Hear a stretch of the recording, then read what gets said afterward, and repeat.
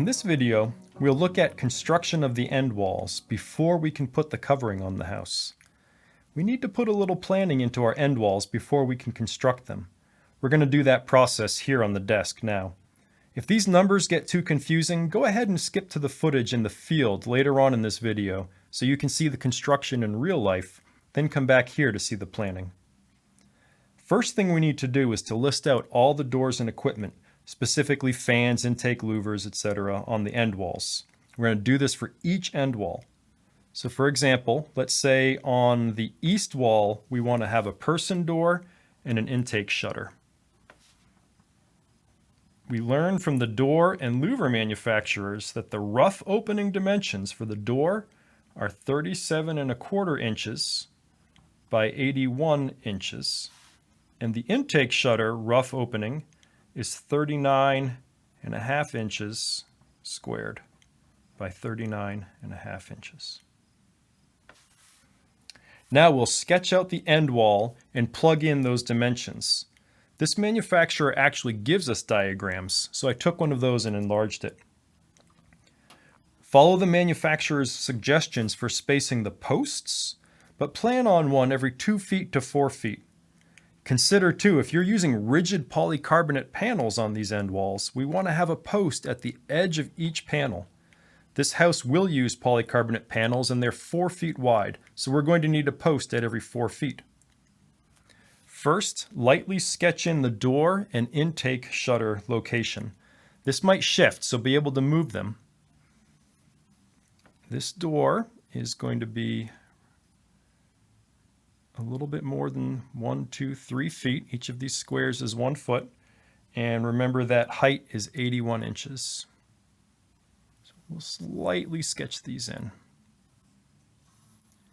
And that intake louver, we'll say we'll start 1, 2, 3 feet off the ground and is a little bit more than 3 feet by 3 feet. Okay. So once we have those roughly in place, we're going to start putting in the posts, and we need to give those measurements off of one side of the house. So let's start over here, and we're going to go from the center of the ground post to the center of the end wall posts. We'll do 1, 2, 3, 4. 1, 2, 3, 4. It's easy to locate these posts. So this dimension here is going to be 4 feet, and this will be 8 feet. But eventually we're going to have to start adding in inches. So let's label these in inches. 48 inches, 96 inches,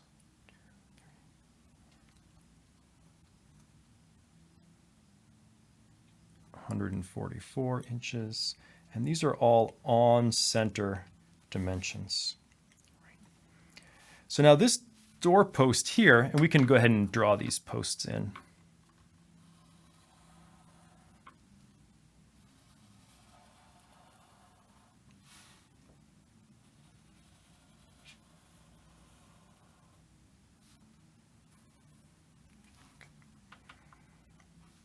This doorpost is 144 inches on center from the far ground post.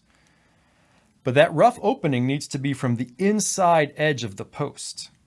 This house is going to use 2-inch square tube, so adding half of that square of the width of that tube brings that face to 145 inches on the inside face. That door opening needs to be 37¼ inches wide, so 145 inches plus 37¼ inches equals 182¼ inches.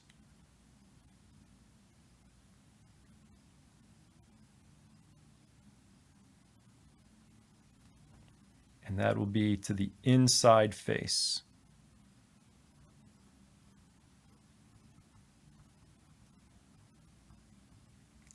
Add 1 inch to that to get the on-center dimension of 183¼ inches. And we'll draw a post there.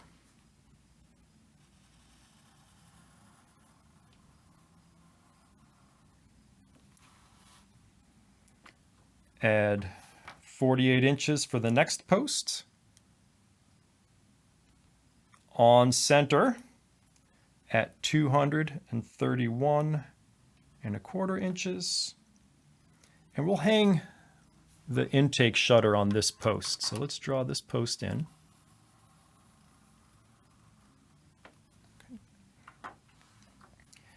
We'll get the location of the inside by adding 1 inch to get 232.25 inches.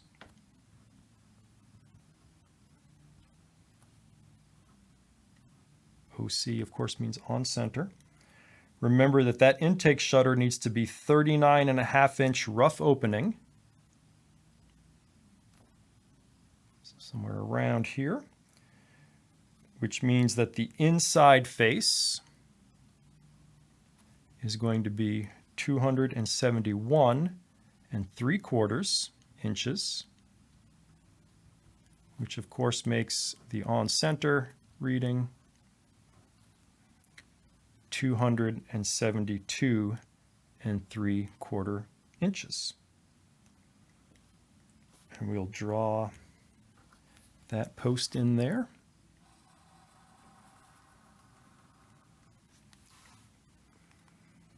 Put the header and the base on the intake shutter about 3 feet above the ground. 1, 2, 3. And then the rough opening here again is 39.5 inches. So then the top of this shutter will be roughly here. And we can note that this is 39.5 across and up and down. This is going to be for the intake, but for the fan on the other side, because of this height, we'll need, of course, to have safety guards on that fan. Add in the last post, 48 inches from this one.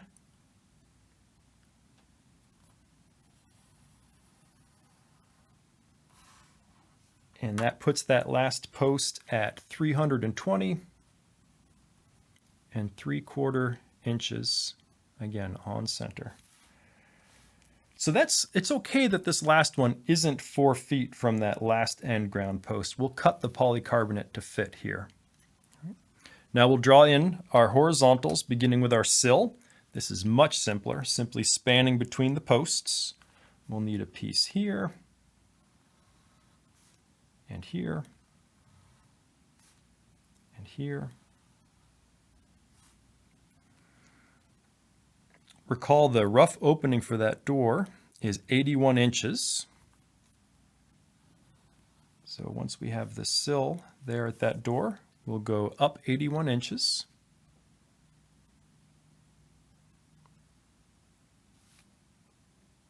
Somewhere in here.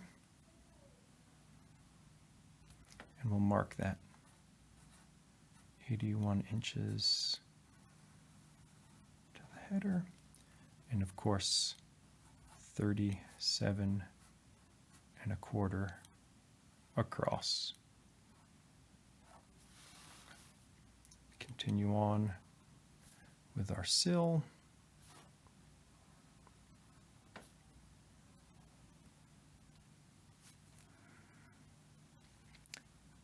For the horizontal supports now, as we head up in the vertical direction, we need to consult with the manufacturer of the polycarbonate to see the maximum distance recommended.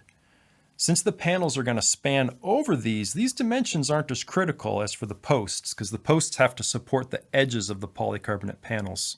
But there need to be enough horizontal members to properly support the panels. For this panel, we can space these at up to 80 inches on the end wall.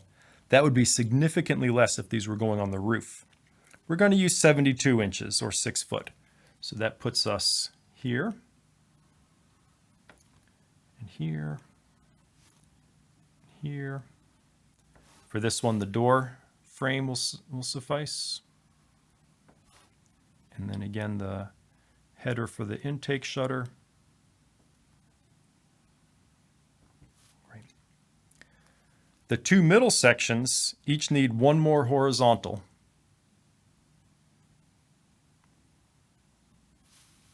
I'll put these in here and here. So that should be enough to build this wall. You'll need to do the same thing for the opposite wall, figuring out what components are going to fit inside that wall. And once you've done that, let's go look at it in the field. We've switched locations. We're going to talk about framing in end walls today. And at the Bakey Farm initiative, that greenhouse that we're putting together used a kind of uncommon end wall style. And so we've moved to a different location to build an end wall using more conventional techniques. As you can see, the end wall in this house is already finished, but we're going to mock up a lot of that procedure, and we're going to show you how that end wall goes together, and you'll be able to use this video to assemble your end wall. We have some options when it comes to building end walls. We typically can build them out of wood or square steel tube.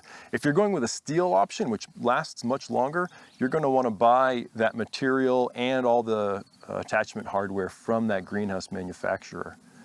A wood option, however, you'll source that wood locally, typically 2x4s, but you'll want to make sure, if possible, that you're getting the attachment hardware that's sort of specialized for 2x4s from the greenhouse manufacturer. Typically, we'll frame in the end wall before we put that wire lock channel on the end bows to make it easier to get some of the attachment hardware on. If for some reason you have already put that wire lock channel on the ends, we can usually loosen it up enough by just removing 1 or 2 screws to get the hardware in that we need. So this is an example of an end wall that was framed in using wood and wood members, and you can see that some of the attachments, rather than using specialized hardware, the wood is bolted directly to the frame. One of the challenges with wood, of course, is that a greenhouse is a hot, humid environment with big temperature fluctuations, and so the wood will need to be replaced periodically. This can be a more affordable option than steel at the onset, but keep in mind that it will be an ongoing cost, whereas steel will last much longer. If this were our end wall, as we noted, the end wall is already established, but we would go to the last bow and we'll measure out from the inside of the first bow to the inside of the other side. So if you'll hold that at the edge there. Right at the ground.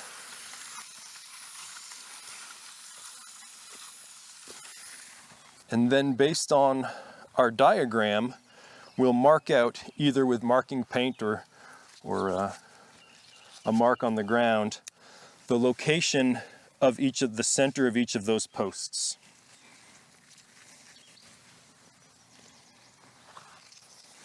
Based on the dimensions in our plan. This next post is at 21 foot 6 inches, etc., down to the end. So marking on the ground, using like a non-toxic ground marking paint is obviously the best option, whereas this house is going to be sewn pretty soon. We chose to just use some ribbon to mark that. Even if we're accurate about it, simple mark in the ground could serve as well to mark those locations. So we'll use a plumb bob. We want to make sure that that end wall is, of course, all on the front face of that last bow. So we use a plumb bob from that front face of the last row, and we'll drop it down. And in this case, the particular post that we have here now wants to be at 9'5". So the tape will note where it's positioned at 9'5", and the plumb will note where it's positioned on the front to back axis. So we're going to mark right underneath that plumb bob, and then that'll become the center of our hole. So now we'll dig these holes, a little bit oversized, of course, but roughly 2 foot deep. Using a shovel and a post hole digger, we'll dig each of these all the way out. Now we need to measure the length of that post. So we'll send our tape measure down and have our helper hold the end of that tape about 6 inches off the bottom of the hole. We'll measure up to the bottom of the bow, and that's 143.5. We'll measure and mark our cut.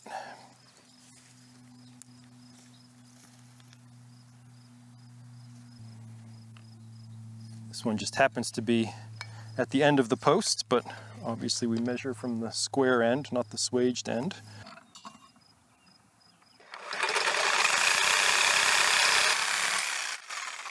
So this is a brace band. We saw these when we were doing the wind bracing. It'll go up and over the bow. And this is an end bracket. And you can see that when this goes over the bow, the brace band attaches to the end bracket using a carriage bolt and a nut. And then the end bracket will secure to the top of the post and is attached with 4 self-drilling screws. We place the post into the hole, and our helper holds the post plumb straight up and down. Snap the brace band over the bow, attach the brace band to the end bracket, put the end bracket over the pipe, bolts pointing toward the inside of the house. And of course, recall that we're showing you how to do this on the second bow of the house. You can see the completed end wall behind me. Of course, at the actual end wall, you won't have this purlin or these trusses to work with. We'll move this until our helper tells us that it's plumb. Plumb? Yeah. And using a self-drilling screw, we'll attach the end wall bracket to the post. Repeat for the other 4 screws. And at this point, the post should be hanging on this bracket because we've got that 6 inches or so at the bottom of the hole. We can have our helper kick in some soil once it's plumb in both directions. Depending on your location and its tax laws, you may be able to pour concrete footers to hold these posts in place. In order for this house to be exempt from property taxation at this location, however, we're not able to use concrete footers, so we'll secure these posts with the native soil. Now that we have all of our posts in place, we want to confirm our rough openings to make sure that our doors and our exhaust fans and our intake louvers all have the correct rough opening. And once we've confirmed that, we return to our plan to find our horizontal members, and we get measurements for our horizontal members. This one is 24 3/4. So when we've got our horizontal members cut to fit, we'll place our horizontal members between our posts. And this is just a very simple angle that we use to attach these. On the vertical piece, you can attach with a self-drilling screw. And then on the horizontal member, we'll attach with 2 self-drilling screws.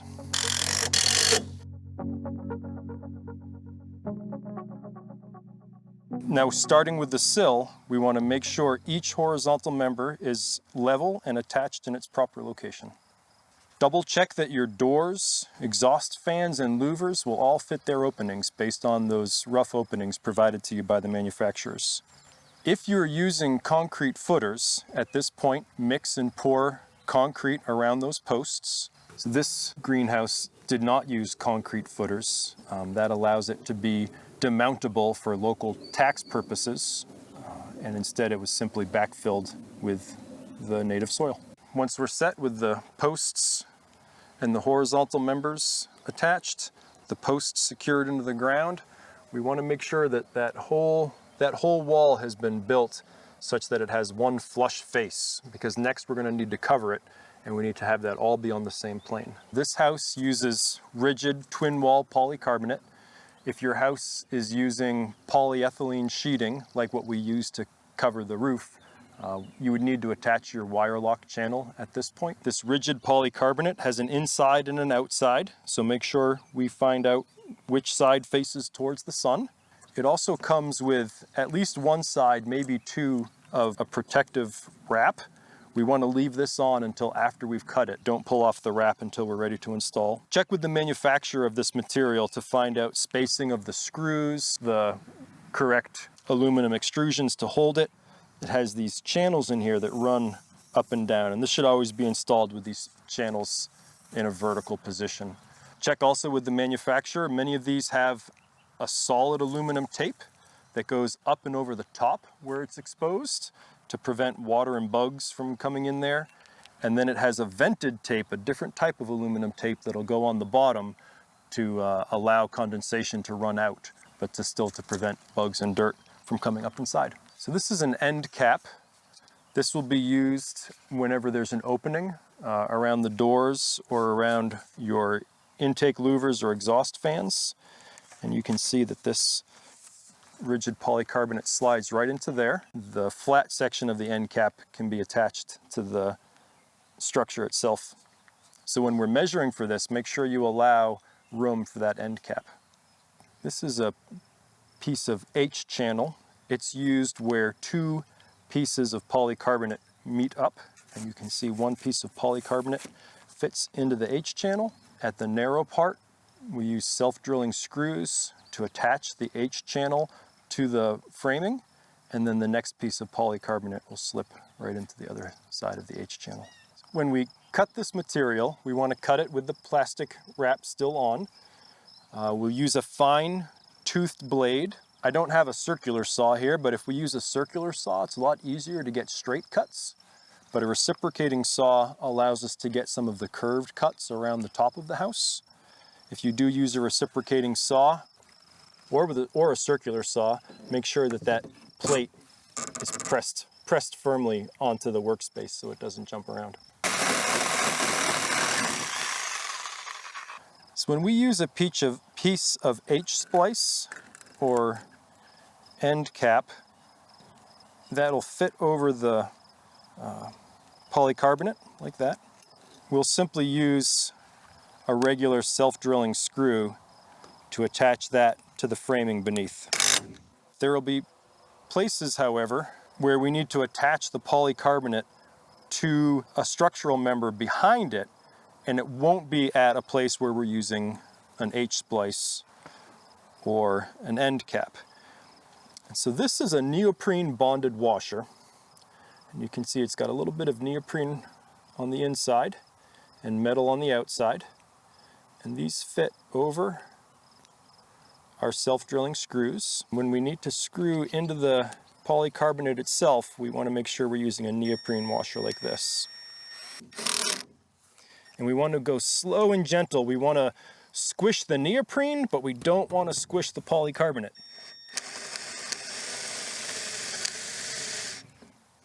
So where two pieces of polycarbonate are going to join together, we use our H-splice, position the H-splice over the structural member, and slide the polycarbonate in. Use self-drilling screws, as many as you need, to attach the H-splice all the way up the post.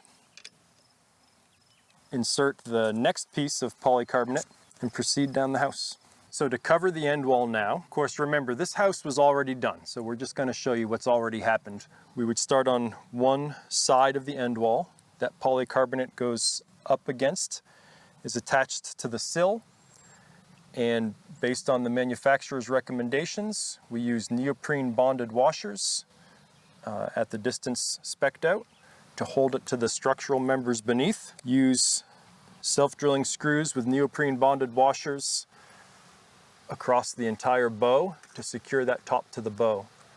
Now at this point you don't have to have cut this. This can actually be standing up sort of as a rectangle up above the house, and we'll come back and trim all of them later. We install the H channel, attach the H channel to the frame using self-drilling screws at the appropriate spacing. The next panel comes in and is slid into the H channel, gets attached to the frame using neoprene bonded washers and self-drilling screws. It's okay if the top of it overextends the bow, and it gets attached at the bow, again with neoprene bonded washers, and continue on down the house until we come to an opening.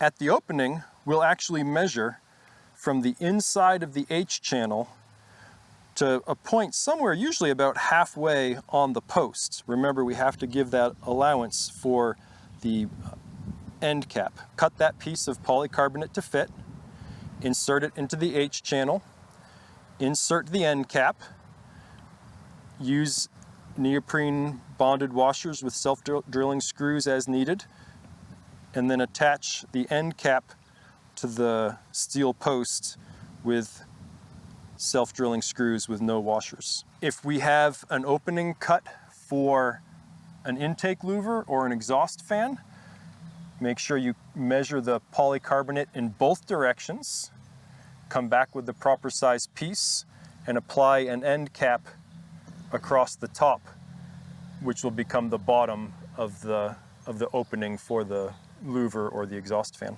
Once we've completed that and reached the end, we come back through and trim using our reciprocating saw with a fine-toothed blade, trim all along the bow to give us a nice edge. Cover the top of that polycarbonate with some aluminum tape, non-vented on the top, and come back and follow manufacturer's recommendations. And if they spec out a vented aluminum tape, use the vented aluminum tape on the bottom, and that allows the condensation to drain out. Ideally, the sheets of polycarbonate that we have are going to extend above the highest point of the house. If for some reason you're using a shorter polycarbonate sheet and you need to splice in another one to extend it lengthwise, make sure you use a piece of H channel at the end as well. And we're ready to cover the house.